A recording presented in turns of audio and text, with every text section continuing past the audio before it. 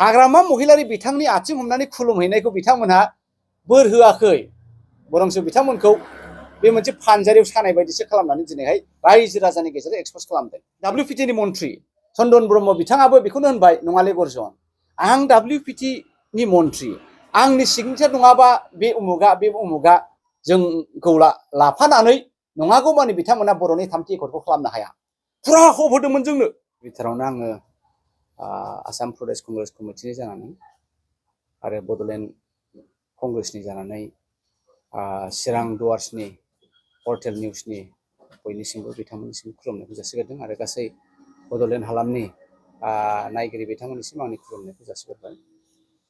दिनै आंजों दङ लोगोसे चिरां जिल्ला कंग्रेस कमिटिनिनो आफादगिरि सन्जय बवारि बिथां आरो चिरां पर्टेल ब्लकनि प्रेसिडेन्ट आंनि फंबाय एनस।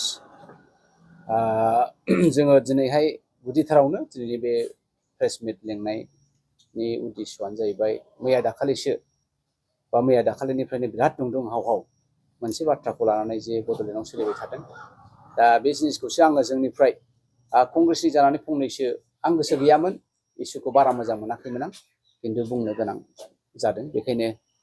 दिनै बे प्रेस मिटखौ लिंनाय जादों। आरो बुंनांगौ बाथ्राया बेनो जे जोंहा BPFनिफ्राय बावैसो सिगां BPFनि मुरब्बी BPFनिनो आफादगिरि हाग्रामा महिलारि बिथाङा नागपुराव थांनानै RSSनि दैदेनगिरिनि आथिं हमहैनाय आरो बेजों लोगोसे हम मिनिस्ट्रियावबो मोनथाम पेजनि लाइजाम गथायनाय, बेफोरखौनो लानानै आङो बुंनो सानदों। आंहा सोरबा गेदेर मानसिखौ, बैसोगोरा मानसिखौहाय खुलुमनायाव, सनमान लानायाव बुंनांगौ जेबो थाया, रावहाबो जेबो थाया। आङो बेबायदिनो सानदोंमोन बे आथिं हमहैनाय बा खुलुमनायजोंनो जोबलांगोन, आं आखायनो बारा खेलबो खालामाखैमोन। बेनिनो सानसे उनाव दं निस्सय बे जेब्लानाखि बिथांनि जे लाइजाम हम मिनिस्ट्रिनो अमित शाहनो होनाय लाइजामा जेब्ला भाइराल जायो, अब्लासो आं नै माथो बेजों लोगोसे बे जिनिसाबो फल'आपआव दंफायो नामा होननानै। आरो बाथ्राया आङो दिनैहाय BPFखौहाय बुंनाय जागोन, अर्थात हाग्रामा महिलारि बिथांखौ बुंनाय जागोन। हाग्रामा महिलारि बिथांखौ बुंनाय माने BPFखौ बुंनाय। बिथांमोनहा मोनसे रेखाजों खारबाय थादों, मोनसे नस्थ' ग्रहजों सोलिबाय थादों, आं बेखौनो दिनै होनो लुबैदों। बेबायदि मोखांजों मोखां रायलायनायनि परिबेसबो गैला दिनैनि दिनाव। आंबो कंग्रेस जाबाय, बिथांमोनहा BPFआव थाबाय आरो बिथांमोना BJPजों सरजाबफानो नाजाबाय थानायावहाय कंग्रेसजों सिथाबफा थानायखौबो मोजां मोननाय नङा। नङाब्ला निश्चय हाग्रामा बिथांजों टेबोलाव जिरायोमोनब्ला माखासे जिनिसा सर्ट आउट जागौमोनब्ला आंबो बिथांनो एडभाइस होनो हागौमोन। आरो नङाबा बिथांमोना ओरैबो साननो हागौ, गर्जनालाय मालानि पलिटिसियानसै, मैया दाखालिनि गथ'सो, एम्बु थेबगां, नोंलाय मा मिथिगौ। बे खोथाखौ नायोब्ला बिथांमोनहा गर्जननि एडभाइस लागोन बा सोरबा सन्जय बवारिनि एडभाइस लागोन, लाखानाय नङा। दा आंहा उफायानो गैया, बिथांमोननो बे बोसोन महरैसो आङो दिनै बे प्रेस मिटखौ लिंनो सानदों। बिथांमोननो एडभाइस नांगौ, बिथांमोननो बुजिनायखौ नांगौ। दा बे जिनिसखौ बुजिहोनो, एडभाइस होनो हाग्रामा बिथांखौ, दा हाग्रामा सारखौ, आदा महिलारिखौ, BPFनि लिडार बिथांमोनखौहाय। दा बुंनांगौ बाथ्राया बेनो, बिथांमोना दिनैसिम मैया दाखालिनि जे लाइजाम होनाय बा सोरबा RSSनि दैदेनगिरिनि आथिं हमहैनाय, बे एक्सप'ज जानाय जिनिसा, बे भाइराल जानाय जिनिसा मोनसे लजिक दङ। मोजां गिबिथारावनो मोजाङै मोजां जुदि बिथांमोनहा थांनानै खुलुमहैदोंमोनब्ला निस्सय बिराद गिदिर मोनसे अफिस बियो, आरो एफा गिदिर नेतानि अफिसावहाय CC केमेरा बायदिसिना थाखागोन। दा बे जिनिसा बोरै एक्सप'ज जाखो, बे जिनिसा बोरै भाइराल जाखो। आशीर्बादखौनो होदोंमोनब्ला बेखौ मानो भाइराल खालामखो। बा एफा गिदिर लाइजाम, गुरुत्वपुर्न लाइजाम, सिङाव बुजा-बुजि जानो लाइजाम, बे आसायैसो हाग्रामा महिलारि बिथाङा अर्थात BPFनि दैदेनगिरि बिथांमोना सानज्लायनानै लिरनानै सिगनेचार होनानै होदोंमोन खोमा। बे जिनिसा दिनैहाय भाइरालसो खालामजाबाय। थारमाने BPFनि नाजानायखौ, BJPजों सामोल जानो नाजानायखौ, हाग्रामा महिलारि बिथांनि आथिं हमनानै खुलुमहैनायखौ बिथांमोनहा बोर होआखै, बरंसो बिथांमोनखौ बे मोनसे फानजारियाव सानाय बायदिसो खालामनानै दिनैहाय रायजो राजानि गेजेराव एक्सप'ज खालामदों। एक नाम्बार गोरोन्थि। दाना बिथांमोननि गोरोन्थिया, बिथांमोननि गाब्र'नाया बाहायनो जागायाखै। जेब्लानाखि बर'नि थामथि गोरोबथि जानो थांबाय थादों, बर'नि थामथि गोरोबथा अर्थात BTRनि गोरोबथा, बेनि लाहार फाहारनि सिगांनो मोननै दल दंखायोमोन। मोनसेया गोविंद गड गोविंद आरो प्रमद गड आरो मोनसे जाहैबाय हाग्रामा चन्दन गड माबाखौ लानानै धीरेन बर'खौ लानानै मोनसे गोविंदखौ लानानै चन्दन प्रमद बर'खौ लानानै मोनसे गड बे समाव आंबो दंमोन हाग्रामा बिथांजों आंबो दंमोन चन्दन ब्रह्म बिथांजों बिथांमोना जोंखौ होनबाय थादोंमोन जे जोंखौ बाद होनानै आसामनि गिबि मन्थ्रि बिथाङा बा हिमन्त बिश्व शर्मा बिथाङा खुनु फैदे प्रमदजों थाङा प्रमदनि डिजाइन मथे एकर्डखौ खालामा हाग्रामा बिराद गोसो होबाय ओमफ्राय जोंहा WPT नि मन्थ्रि चन्दन ब्रह्म बिथाङाबो बेखौनो होनबाय नङाले गर्जन आं WPT नि मन्थ्रि आंनि सिगनेचार नङाबा बे उमुगा बा नोङो स्टेट एसेम्ब्लियावहाय खुनु मतामत गैयाबालानो आरो आंनिफ्राय एप्रुभेल गैयामालानो बिथांमोना बाहाय जेबो खामानि मावनो हाया बेखायनो गर्जन धीरेन आदा दागाब्राय जोंखौ लाफानानै नङागौ माने बिथांमोना बर'नि थामथि एकर्डखौ खालामनो हाया फुरा हप होदोंमोन जोंबो सानदोंमोन नंमारगौ बेबायदिनो थांगोन अफिसियेलि थांगोन जिहेतु बिथांमोना सरकाराव दङ एलायन्सआव दङ बेबायदि लाबाय थादों जोङो जोबनायावहाय मा नुबाय जायाखिसै हाग्रामाखौबो जोगारनानै चन्दनखौ जोगारनानै अर्थात बिपिएफखौ जोगारनानै प्रमद आरो गोविंद सारखौसो लोगो लानानै बिथांमोना एकर्डखौ बिटिआर एकर्डखौ खालामबाय एक नाम्बार बिपिएफखौ थगायनाया बाहायनो जाजेनखादों दाना 2 नाम्बार थगायनाय इलेक्शन फैबाय बिटिसिनि इलेक्शना फैबाय दाना इलेक्शना जोब्बाय रिजाल्टनि समावहाय बिराद मोजां फन रायलायदों सर्बानन्द सनवाल बिथाङाबो रायलायो हेमन्त बिश्व शर्मा बिथाङाबो रायलायो যে হাগ্রামা ডাঙরিয়া এলায়েন্স তো আমি আপোনাক লৈহে এলায়েন্স কৰিম আৰু আপোনাক লৈহে আমি সরকার বনাম जेब्ला जोङो रिजाल्टनि खाथि थांबाय थादों समीकरणा मिलाया गोजौ गाहाय जाबाय थादों अब्ला जों सोंदों सार ओरै खालामबा मोजां जागोन नामा ओरै खालामबा मोजां जागोन नामा अब्ला बिथांमोना नङालै फाग्लाफोर नै दासो रायलायदों आं नङालै फाग्लाफोर नै उमुगजों आं दासो रायलायदों जोंखौ नङाबा इउपिपिएलखौ लानानै बिथांमोना मालाबाबो गभर्नमेन्ट बानाया थाङै थुङै रिजाल्टखौ जोङो मा नुबाय बावहायबो बिपिएफखौहाय जोगारनानै बिपिएफखौ थगायनानै इउपिपिएलखौ लानानैसो मालाय गभर्नमेन्ट बानायबाय 2 नाम्बार दाना 3 number थगायजानाया बिपिएफआ one of the most blunder दिनैहाय बे जाहैबाय मैया दाखालिनि थगायजानाय बिराद फोथायनायजों बिराद आसा आरो भरसाजों बिथांमोनहा थांबाय आथिं हमहैबाय आरएसएस नि गुरुनाव जासिगोन दे समीकरणा एबार मिलायसिगोन मोनथाम पेजनि लाइजाम लिरबाय एखेबारे फारि बरनाय खोन्थाजोब्बाय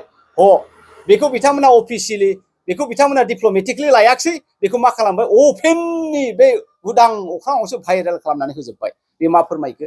खनथाम गिलु बालु बिराद गिदिर थगाय जाबाय बिपिएफआ अर्थात हाग्रामा महिलारि बिथाङा अर्थात चन्दन ब्रह्म बिथाङा अर्थात आदा रिहन दैमारि बिथांमोनहा अर्थात उमुगमोनहा बिराद गाज्रि रोखोमै थगाय जाबाय अब्ला गोसोखांदो जेब्लानाखि कंग्रेसआ आसामाव गभर्नमेन्ट दादोंमोन तरुण गगৈ साहाबा गभर्नमेन्ट दादोंमोन बे समाव हाग्रामा बिथांखौ लानानै बा बिपिएफखौ लानानै बिथांमोनखौ राजा फिसाफोर बायदि बिटिसि आवहाय 6 शेड्यूलनि पावारखौ इनटेक खालामनानै बिथांमोना गोसो बायदि शासन खालामनो मोनदोंमोन नाथाय बिथांमोना कंग्रेसखौ जेब्ला जोगारनानै बिजेपिजों सामिल जायो बे दिननिफ्रायनो बिपिएफनि अर्थात हाग्रामानि काउन्टडाउनआ स्टार्ट जाबाय दा बेखायनो आं बुंनोसो सानदों हाग्रामा बिथांखौ नोंथाङाथ' खोब पलिटिकेलि एडभान्स मानसि थाखा फैसा आरो पलिटिकेलनि एक्सपिरियेन्स दङ बेनि गेजेरावबो गले खनसे नङा खननै नङा खनथाम गाब्रबाय बे खनथाम गाब्रनायाव रायजोफ्रा मा होनगोन दिनै खनसेयाव जोङो खेमा होगोन बर' रायजो राजा नोंथांमोनखौ खेमा होगोन बा भटार्स रायजो राजा नोंथांमोनखौ खेमा होगोन खननैयावबो हे मानु हिसाबै भुल हयसे हिउमान इज टु एर मिस्टेक हेपेन তিনিবাৰ আকৌ ইমান ডাঙৰ ভুল কাম কৰিছে আপুনি এইটো কোনে ক্ষমা কৰিব এতিয়া ৰাইজো ৰাইজো नोंथांमोनखौ बोरै ক্ষমা होगोन आरो बे मैया दाखालिनि जे दृश्य बे दृश्यखौहाय दिनै गरजन बुंनायजों जाया जोंहा रिहन दैमारि बिथाङा ओरैबादि स्लिम भाषाजों बुंबाय सोरबा गेदेर मानसिनि एজন ডাঙৰ বয়স্ক মানুহৰ ঠেঙত ধৰাটো কিবা অপৰাধ হয় নাকি নহয় আমিও বিশ্বাস কৰে ময়ো কেতিয়াবা মানুহৰ ডাঙৰ মানুহৰ ঠেংটো ঠাস কৰে ময়ো অপৰাধ বুলি নাভাবো সানাखै आं बेखौहाय गाज्रि जादों होननानै बिथाङा आरोबाव होनबावदों बाहायनो जोबाखै আজি बिपिएफए এখন आन्चलिक दल बिपिएफआ दिनै मोनसे आन्चलिक दलसो जोङो बिराद फिसा আমি এটা হুৰু দল আমি নিজা বগিয়াই একই কাম করিবা নোৱাৰে जोङो बिपिएफआ गाव हारसिङै जेबो खालामनो हाया सोरबा नेशनेल पार्टिनि आथिं हमागौमानि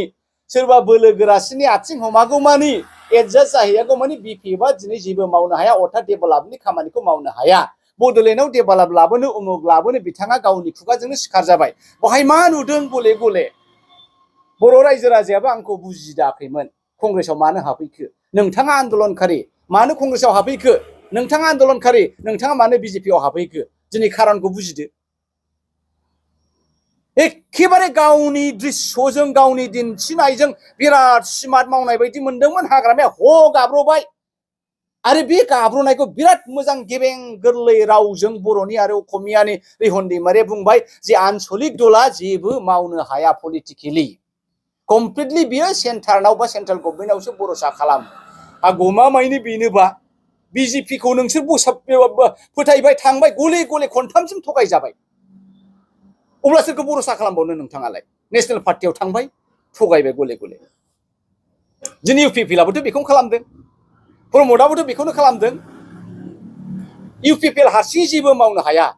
जोङो बिजेपिजों सोनारनानै थागोन दिनै बिजेपिजों सोनारनाय लोगो लोगो जिबायदि परिबेस जा दंमोन बिटिसिआव बेखौ सेनानै लांजोबबाय 16टा डिपार्टमेन्टखौ लांबाय दिनै बिटिसिआ बिटिसि गभर्नमेन्ट बायदि नंला अर्थात बिटिआर गभर्नमेन्ट बायदि नंला आसाम गभर्नमेन्ट बायदिसो जाबाय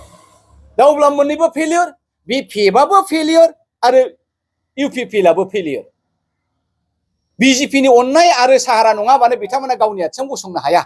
आरो दिनै बिपिएफआबो बेखौनो प्रुभ खालामबाय आरो बिपिएफनि एग्जाम्पल आरो इउपिपिएलनि एग्जाम्पलानो गासै बर' रायजो राजानि थाखाय थोजासे एग्जाम्पल जे दिनै जोंनि आनसलिक दला गाव हारसिङै जेबो मावनो हाया दा बेखायनो आङो गासै जोंनि बड'लेण्डबासि बिथांमोनखौ खावलायनोसो सानदों जे नोंथांमोना दिनैहाय फोथायनानै थांदों बिजेपिनाव बिजेपिआ दिनै जायै जायै कासिगयायावहाय पाप माबा उदार जानो एन्जरफोरखौ होनानै लांबाय मावजि सादुआ माफा माफा जाजोबनानै कासिगयाव सौहैनायजों खोथोमजोबबाय मावजि हारसिंल' थांबाय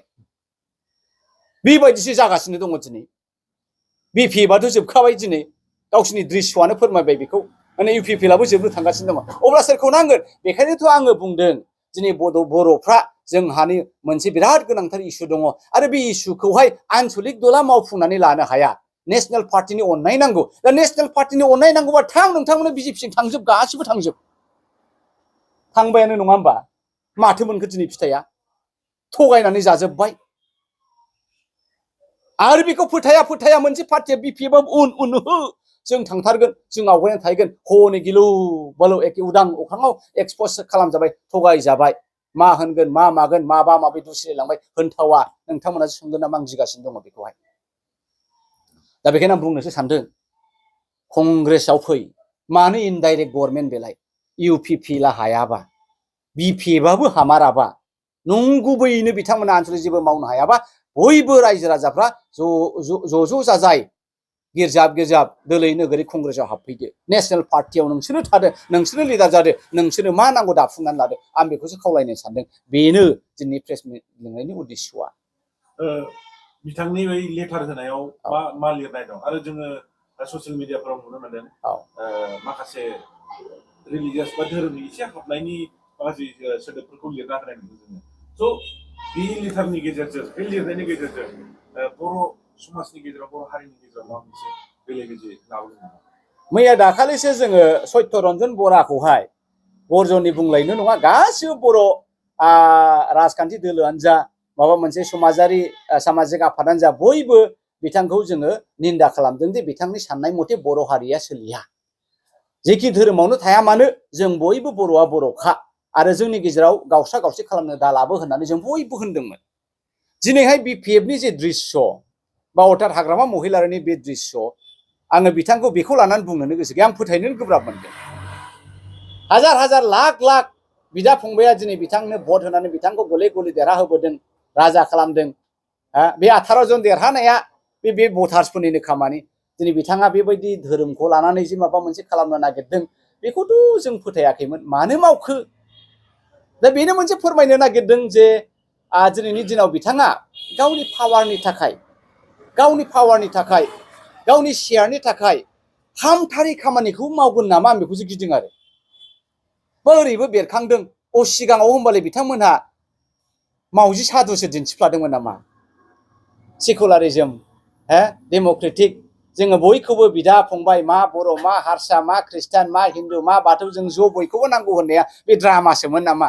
दिनै बे आसल कारेक्टार नुजाबाय नामा गोबां कुइसनसो फैयो आं बेखौसो बिराद गिदों आरो आयौ जेखौ जाया जेखौ सानफेराखैमोन जेखौ रायजो राजाया हाग्रामानि बिसयाव फोथायनो लुबैयाखैमोन बिपिएफखौ फोथायनो लुबैयाखै एटलिस्ट बेबायदि मावगोन होननानै दिनै बिथांमोना मावबाय पावाराव फैफिननो थाखाय अब्ला बिथांमोना आरोबा मा मावबावगोन बे मोनसे सानबोलावरिल' जाबाय सोंलुल' जाबाय दा बेखायनो गिख्रंदों आरो बयबो आंबो गिदोंसो बेथ' बिराद गिदिर भुल जाबाय दा बेखायनो बिथाङा गावनिसो खोथा रायजो राजानियाव बिथाङा अपलजि लायो ना रायजो राजायानो अट'मेटिक बिथांखौ खेमा होयो बे गावनि बिथाङा दिनै बिराद गिदिर सासे पलिटिकेल नेता बिपिएफनि दारुन दैदेनगिरि हाग्रामा महिलारि होनबानो बयबो मिथिगौ सासे पावारफुल बर' लिडार होननानै दा बेबायदि बिथाङाबो दिनैहाय मोनसे सेक्सननि मानसिखौ बेबायदि ब्लेकमेलिं खालामनो नागिरोबा दा बेथ' बुंनांगौ बिराद दङ नाथाय आं बुंनो हाया गोसोआ गावो खुगाया गेवा बायदि जादों आरो मा बिथांनि बे गोरोन्थिनि थाखाय माखासे दोलोफोरा नोंसिनि कंग्रेस बा इउपिपिएल बा बिजेपिआ एडभान्टेज जागोन नामा बिथांनि बे गोरोन्थिजों जोङो माखासे समाव नुनो मोनोमोन बिपिएफआनो फैफिनसिगोन नामा पावाराव खिन्थु दा बिथाङा मोनसे बिराद भुल मावनाय बायदि नुनो मोनदों आरो थ' दस्रा दोलोफोरा बा इउपिपिएल दोलोआ मुलाम्फा जागोन नामा बिथांनि बे गोरोन्थिनि गेजेरजों आङो बिदि मुलाम्फाखौ एडभान्टेज अर्थात मुलाम्फाखौ आं सानाखै साननायालाय गमामायैनो दिनै ख्रिस्ट' कमिउनिटिया आरो ख्रिस्ट' सिबियारि कमिउनिटिया जों बिदि साननायालाय एक्सुवेलि हाग्रामाखौबो जथेस्थ' मानसिफ्रा मोजां मोनो आरो खेमा होनोबो रेडिखा खिन्थु बिथाङा मानो होनाखै बेखौहाय गाव रायजोनि गेजेरावहाय अपलजि लायोबा मोजां जागोन आरो आं सानदों खिन्थु एडभान्टेजनि बेलायावहाय बेबायदि जिनिसाव आं एडभान्टेज लानोबो लुबैयाखै आरो एडभान्टेज लानायनि बाथ्राया नङा इउपिपिएलआबो निस्सय सानाखैदां खिन्थु बिथांमोनहाबोथ' बुंनांगोन दिनै जिहेतु बिथांमोनखौ माखासे आनवान्टेड नंथारै एलिगेसनखौ होनायाव बिथांमोनहाबो होनदों खोमा ओमफ्राय दा बिथांमोनहा बिपिएफआनो बुजिनांगोन आरो हाग्रामा बिथाङानो बुजिनांगोन आरो जे गले गले बिथांमोनहा नाजादों बिजेपिखौ बिजेपिनि अननाय मोनो नाथाय जेसेबां नाजादों एसेबां बिथांमोनखौहाय एखे जोगारदोंसो आरो दा बेबायदि गले खालामसेयावबो बिथांमोना माखौबा फोथायनानै थांबाय थानो नागिरनायासो बिराद गिदिर गोरोन्थि जादों आरो गिदिर गोरोन्थि एडभान्टेजनि बेलायाव आं सानाखै जों एडभान्टेज बायदि मोनाखै बिथांमोना गावसोरनो सुद्रायनानै लानांगोन आं बेखौ साननैसो सिगां एसटि मोसानायनि प्रग्राम जादोंमोन सानथिफुराव रेवरेवा बिथाङा बुङो जे बिजेपि गभर्नमेन्टआ ट्राइबेलफोरखौ गोबां हेल्प खालामनो मोनदों एफर्टबो जानानै थादों सेन्ट्रेलावबो मिनिस्टार हरदों होनना बुङो थारैनो बिसोरो मोजां खामानि मावदों ना गाज्रि खामानि मावदों मोजां आरो गाज्रि खामानि माने रेवरेवा बिथाङाथ' मा होनबावनो बियो बिथाङा बिजेपि हिसाबै बे बाथ्राखौ बुंखागोन खिन्थु सासे बर' सुबुं होननानै हिसाबै बिथाङा बेबादि बाथ्राखौ होननाङामोन दिनैहाय ट्राइबेलफ्रा बिराद खहा जाबाय बर'नि थार्ड एकर्डआ सबसे साबसिन आरो देरसिन एकर्ड आरो बेखौनो बर'फ्रा फाइनाल एकर्ड जागोन होननानैबो जोङो आन्दलनाव बिराद बखना होबाय थादोंमोन जे एबारनि एकर्डआनो बर'नि फाइनाल एकर्ड जागोन जोङो गले आन्दलन खालामबाय थानो हाया गोबां हाजार बर'फ्रा रायजोफ्रा जिउ खहा जाबाय दिनै नर्थ इस्टआवनो एन्टायार नर्थ इस्टआवनो बे आन्दलनकारिफोरनि मादाव सबसे बांसिन मुंख्लं जानाया बर'फ्रानो जादों आरो जोंहा बिराद खहा जादों दा बे हिसाबै जोङो एखेबारे गले सानबाय थादोंमोन जे बे बर'नि थार्ड एकर्डआनो जोबथा एकर्ड होननानै खिन्थु दिनै बे बर'नि थार्ड एकर्डआनो सबसे नखिला गाज्रिसिन एकर्ड होनब्लाबो गोरोन्थि गैया दा बे बेलायावहाय रेवरेवा बिथाङा बोरै बिजेपिआ जोंखौ मदद होआखै बिजेपिआ नों बर'नि खोथाखौल' दान सारा इण्डियाखौनो थगायगासिनो दङ दिनै भारतखौनो थगायबाय नोङो दिनै जोंनि रायजो राजाफ्रा नों सिन्था खालाम सोरबा होनो आंनि एकाउन्टआव 2000 हाबो एखमबा सोरबाया होनगोन बेबायदिनो 10 गेजेराव सासे बा 50 गेजेराव सानै बेबायदि आरो बेबायदि लादों नों नायदो नोङो जानाय लोंनाय सिनि संख्रि फानलु थाव दालि गेस टेंकि गारि सालायग्रा पेट्रल गासैखौबो लायोब्ला मोनसे न'खरा मासाव आं दाखालि हिसाब खालामदों इलेक्सननि सिगां आं बे कमप्लिट पिक्सारखौ दुधखा दुध फानिखा फानि खालामगोन आरो जे बबाव जोङो बे भारतबासिफ्रा रायजो राजाया बिजेपिनो मासाव मिनिमाम 4000 जोङो मोनसे न'खरा खरसा खालामगासिनो दङ मासावनो 4000 जोङो बै कंग्रेसनि आमोलनि समाव दा बेखौ नायोब्लाथ' बिजेपिआ बर'नोथ' मा खामानि मावा बिथांमोना गावसिनि हिन्दी भाषिनिबो मावाखै सोरबा गुजरातिनिबो मावाखै सोरबा इउपियानफोरनोबो मावाखै खुनु रायजो राजानो बिजेपिया मोजां मावाखै बिथांमोनहा आरो बिथांमोननि एजेन्डाया कमप्लिटलि ट्राइबेल एन्टि ट्राइबेल आरो खारन बिथांमोननि जे दृश्य जे डिजाइन मैया दाखालि जोङो गुजरातआव गोबां गिदिर गिदिर नेताफ्रा बिजेपिखौ नागारनायनि खारन एमएलएफ्रानो बुंदों जे बिजेपिया ओरैबायदि स्ल' आरो स्टेडि बिजों मुभ खालामगासिनो दङ जे बिथांमोना ट्राइबेलफोरनि दलितफोरनि खुनु माबा मोनसे मोन्थायखौ गालांनो नागिराखै गासिखौ फोजोबनो नागिरदों जोङो बेफोरखौ नुखानानै आखायनो जोङो जे बिजेपियाव थायाखै आखाय नागारदों दा बेफोरो जुदि नंगौबा रेवरेवा बिथाङा मानो साना हौवा गावनि बिदा फंबायखौ थगायलाबायनो नागिरदों जे बिजेपिया बर'फोरनि थाखाय गोबां मावबाय जेबो मावाखै जेबो मावाखै जेसेबां दिन जोङो बिजेपिजों सिथाबनानै थागोन एसेबां बर'हा खैफोद गोनां जागोन खारन बिजेपिनि एजेन्डाया एक देश एक भाषा एक धर्म बे एजेन्डाया मालाबाबो भारत बायदि सेकुलार कान्ट्रियाव भारत बायदि गोबां जाथि जनगोष्ठी राव भाषा थानाय धोरोम थानाय फेब्रिक्स मोनसे नेसनाव बिजेपिनि सिस्टेमा बिजेपिनि आइडियलजिया खुनु भारतारिनि थाखाय मोजां जाया आखायनो बर'नि थाखायबो मोजां जाया कंग्रेस दलआ जुदि सेन्ट्रेल आरो स्टेटआव जुदि सरकार फैनायनि उनाव बिटिसिआवबो जुदि सरकार जुदि जायोब्ला नोंथांमोना बर'फोरनि राजनीतिक रिजनेल पार्टीखौ फोथांना लाखिनायनि माबा मोनसे डेफिनेटलि आंनि डिजाइन मथे आंहा पियर 100% पियर बर' हारिनि थाखाय आं दिनैसिम जे सानदों बे पियर खिन्थु आं गरज'नो हारसिं हाया नंखायथार आरो बियो फोलानाय जागोन दा बेखायनो आं लुबैदों बर' रायजो राजाया दिनै बिजेपिखौ नुखाबायब्ला जे बिसोरखौ फोथायजाया इउपिपिएलआबो बिजेपिखौ नुखाबायब्ला जे बिसोरखौ फोथायजाया बिपिएफआबो खनथाम जोख्लाय जोख्लाब जोखोदाव जोखोलाय जोख्लायलाय खालामजासेयावबो जोदो खालामजासेयावबो जोख्लाब जोख्लिब गाख्लाब गाख्लिब फिउ जोगार हरसेयावबो बे बिजेपिखौ फोथायबाय थायोब्ला गरजना मा बुंनांगौ दङ बेखायनो आं बिपिएफनि गासै बिपिएफनि टिमखौहाय खावलायदों कंग्रेसआव फैदो ज' जाजाय मावनानै एखेबारे बर'नि मोजांनि थाखाय मावनानै लानोसै आरो बे इउपिपिएलखौबो आं खोनादों इउपिपिएलआ मैया दाखालि होनदोंनो सिं कंग्रेसखौसो मोजां मोनहोलायनो गावसोरो कंग्रेसआ फैबा जोंहा मोजां जागोन कंग्रेसआ खिन्थु थगाया दा आंनि बाथ्रा नङा इउपिपिएलनि मानसिफ्रानो बे जिनिसखौ होनगासिनो दङ दा बेखायनो रायजो राजाफ्रा बुजिदो आरो फैबाय थानाय समाव माबायदि आगान लानांगौ लादो आरो गरजना हारसिं जेबो मावनो हाया आं दिनै उमुक मावगोन उमुक ओरैनो दुगादुनानै जागोन why should I thank you खुलुमबाय